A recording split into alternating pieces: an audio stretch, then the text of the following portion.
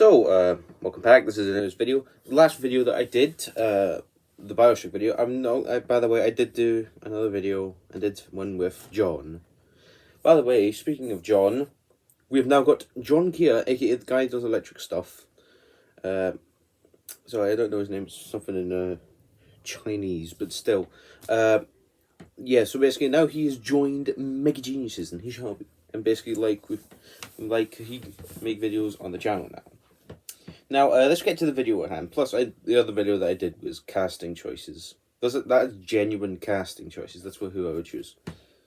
If you don't know what the context is, I'll try and do a video on something like that, or just look at the video that I did in history. So anyway, the next video. So this is the newest video I'm doing, and it's a video that I've wanted to do for quite a while, and that is on the gorillaz. So let's get into it.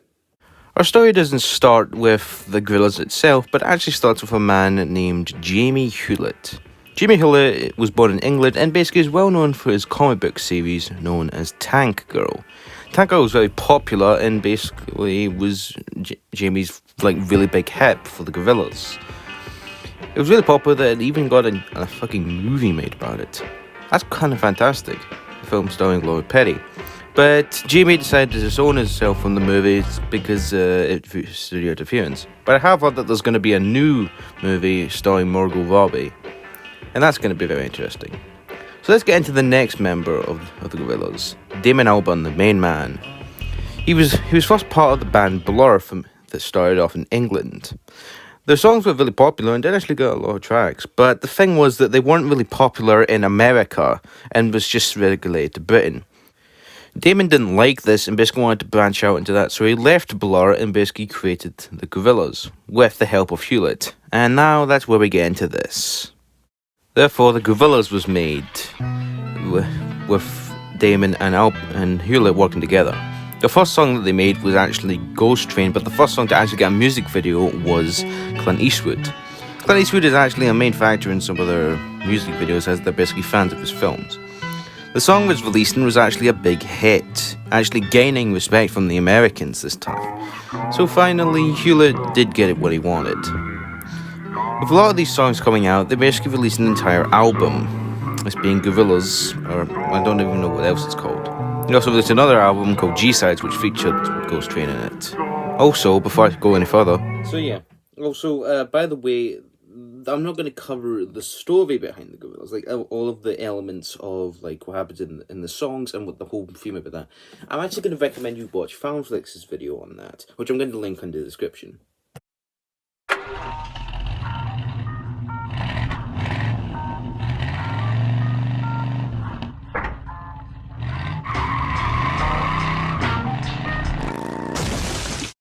But the characters also being mentioned and what their names are in the end of the Clint Eastwood, we had characters known as 2D, Murdoch, Russell, and Noodle as the band members. There's also this ghost that's attached to Russell.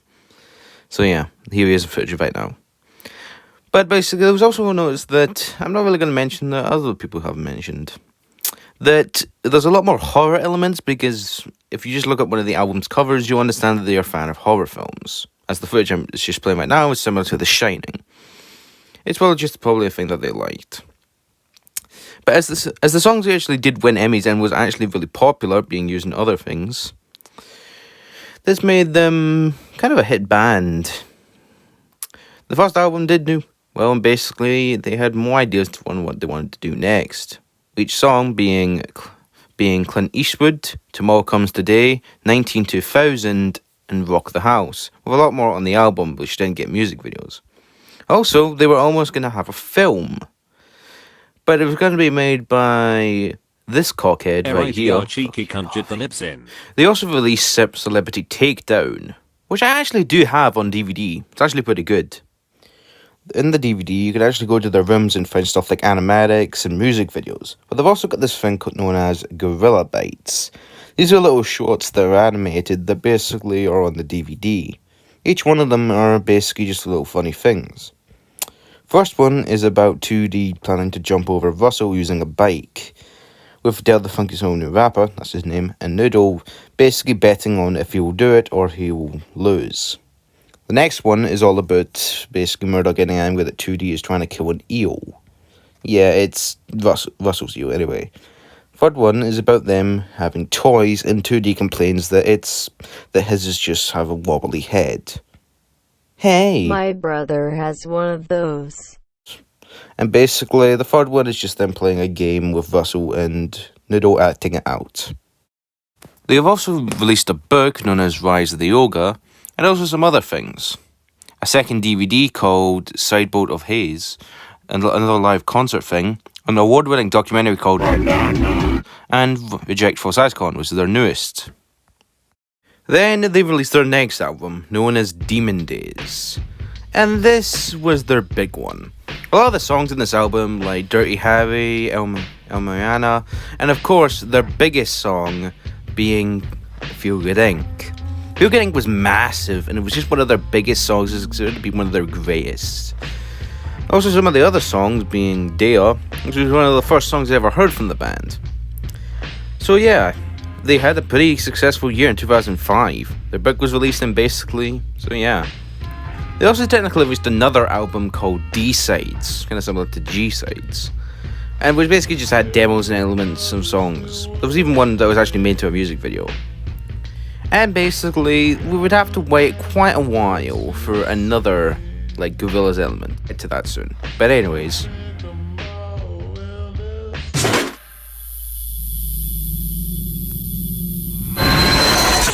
their next album was released in 2010, known as Plastic Beach, and is Damon's and the Gorillaz' most critically acclaimed album. The album basically featured songs like Melancholy Hill, which was very popular. They also had songs like Empire Ants, Broken, and a lot of really good ones. I actually remember listening to this album when I was down in Spain. Very relaxing soundtrack. And basically, it's in story elements and a lot of stuff happened. But this is actually where basically there was a problem with the production of the thing. One of the music videos actually never got made due to budgetary problems, or maybe just due to the contract with another singer, so they made another music video featuring that singer. But the video was known as Rhinestone Eyes, and you can actually check it out on YouTube as a storyboard reel, as it's actually playing just now. But basically the album was critically acclaimed, and then basically they released another album to coincide with it, known as The Fall. This one received mixed reviews, kind of like how basically we had D-Sides and G-Sides releasing alongside the original. But this one was very mixed, and basically there was also disagreements between Hewlett and basically Damon on how the story should go. And basically a lot of stuff, so we wouldn't get another album until 2017. This was basically their last album for a while, and basically it did stick with a lot of people. And basically it's been played a lot of times at concerts. With 3 albums down, it was bargained that basically with the business side, they would probably, Damon and Hewlett's friendship would kind of split, but they did manage to come back together. Oh boy, here we go. 2017, we got a new gorillaz album known as Humans. And I'm going to be honest with you, this album is very mixed bag. First thing is that Jamie's designs have changed. I love Jamie's original designs, that's what got me into the band itself. But these designs changes were very distracting for me. They kind of look more like anime characters. And the album was kind of criticized at the time for featuring too many collabs. Damon shall fix this with the next one. The next album that they released in 2018 was known as The Now Now, and this one is a little bit better than the last one. The first song, one of the songs that they have known as Humility, I think it's called that, is actually really catchy. I still can't get into the art style though. I'm not really a big fan of anime, as I've already discussed in videos, but I basically do like this song. I do also like some of the references in the music video, especially Jack Black being there for some reason. It is good to see 2D a little bit happy, but I just can't get into these designs as well as the original ones. But this album is actually pretty good. Even having collaborators with the next song that they did known as Trans. Okay, this didn't really go very well, but like it was actually really good animation and was really entertaining. Now we've made it to the newest album known as The Song Machine. I'm not going to show any footage of what the music video was like because this album was a very mixed bag. I know a lot of people do like the gorillaz, but what I'm trying to say is with these newest albums is that there's a problem with the music. I think basically that the original albums that he's done at like Hewlett, I think he feels them basically being outdated. So yeah, like this whole thing about this is that we have now in an age where like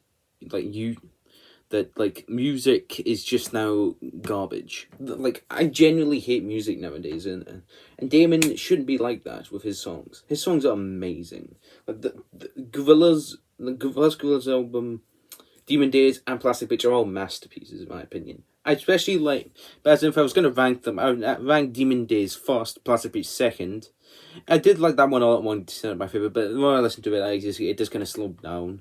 And then we've got the original band at the back. It's not a bad. It's not. I'm not placing that at third because I just basically think that the other ones excel it, and it's still is a really good album. What I'm trying to say is that this newest whole thing about the music, I feel it's very affected by like the modern media because he's trying to fit into that mold, and I don't really think he's going to change because like if he changed, it would be very drastic and he wouldn't really get popular. So yeah, like, I feel like basically that's the biggest problem with the Gorillaz nowadays, but still, I do love their band and will love them for their old stuff. So yeah, and I'll see you on the next video. I sing it 2 days in a... Hey, face ache! Ah!